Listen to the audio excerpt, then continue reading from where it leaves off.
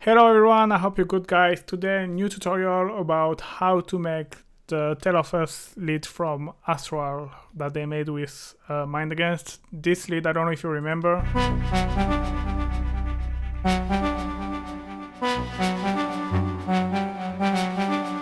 Alright, so that's what I managed to recreate.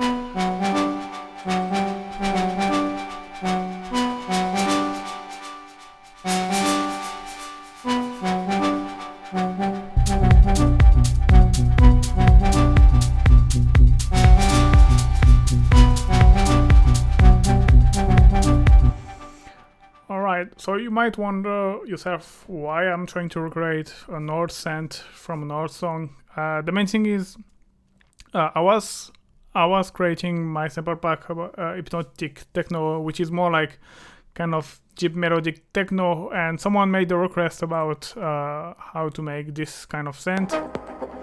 I mean, how to make the same from this song,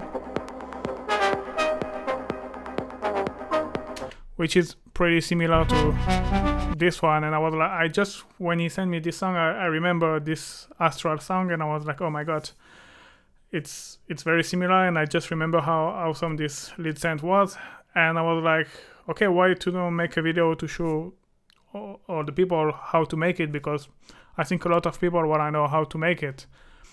So yeah, to recreate it, I use operator, but I didn't use it as FM synthesis. I just used it like as a normal subtractive synth, and I had a bit of saturation, delay, and reverb. It's nothing fancy, it's just to make the song more lively.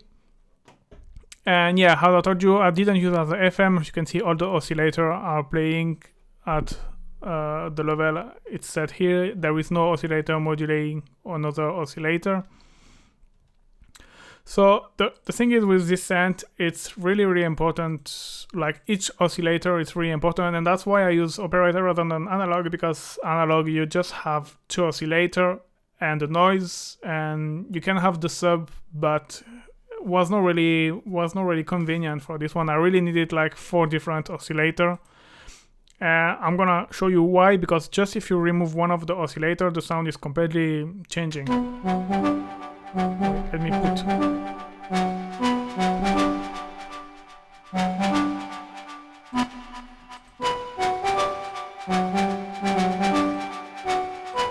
No matter which oscillator I remove, it's.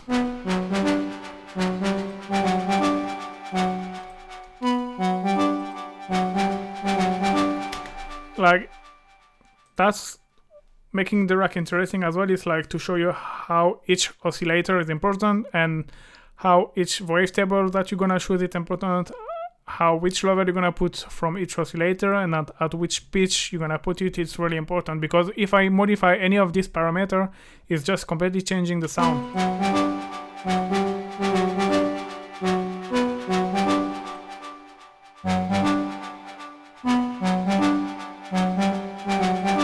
You see?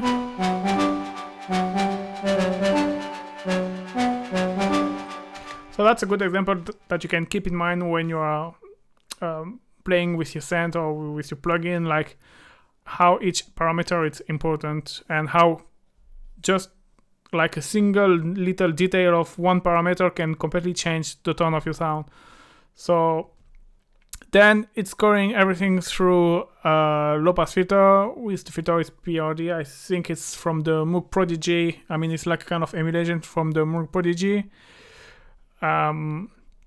12 dB per octave, just a little bit of resonance, and then envelope with allowed you to have this like kind of horn, no horn, but like, you know, kind of wind instrument, like you have to blow.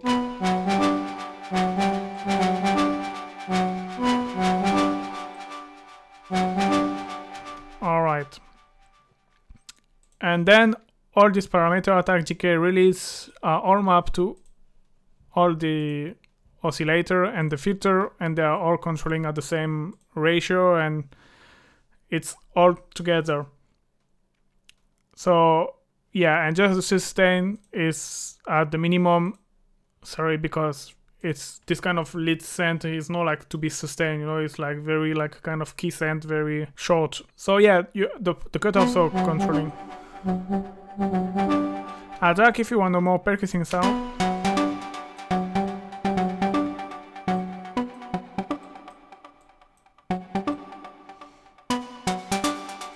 You're right, TK to control the length and the release as well.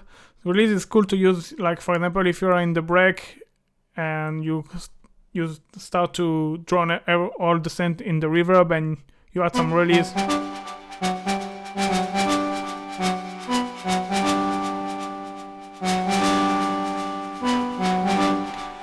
Alright, it's a common technique that is used like to augment the release, to give a bit more tension, let's say. Then time is controlling this parameter. It's basically like how they say, like a global control for the envelope rate. So basically this is gonna make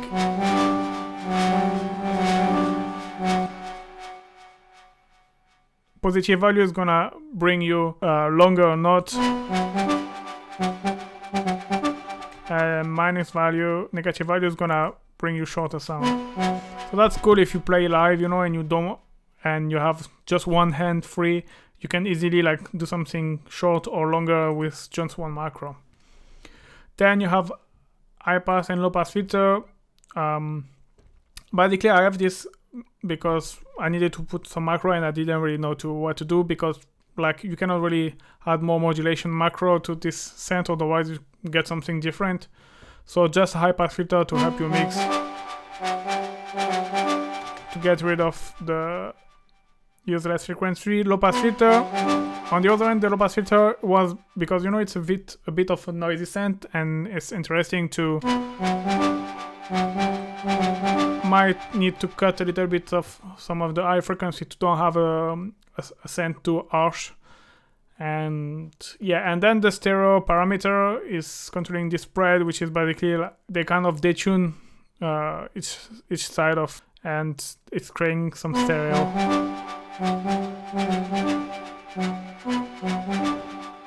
Nice if you want to add a bit of stereo.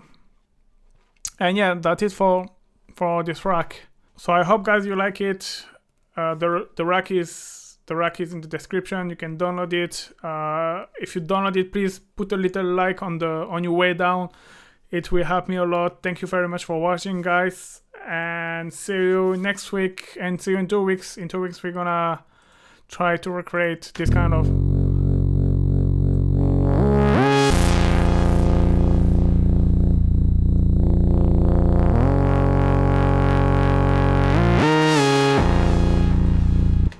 of buzzing famous Moog synth. Alright, thank you for watching, guys, and see you in 2 weeks. Bye bye.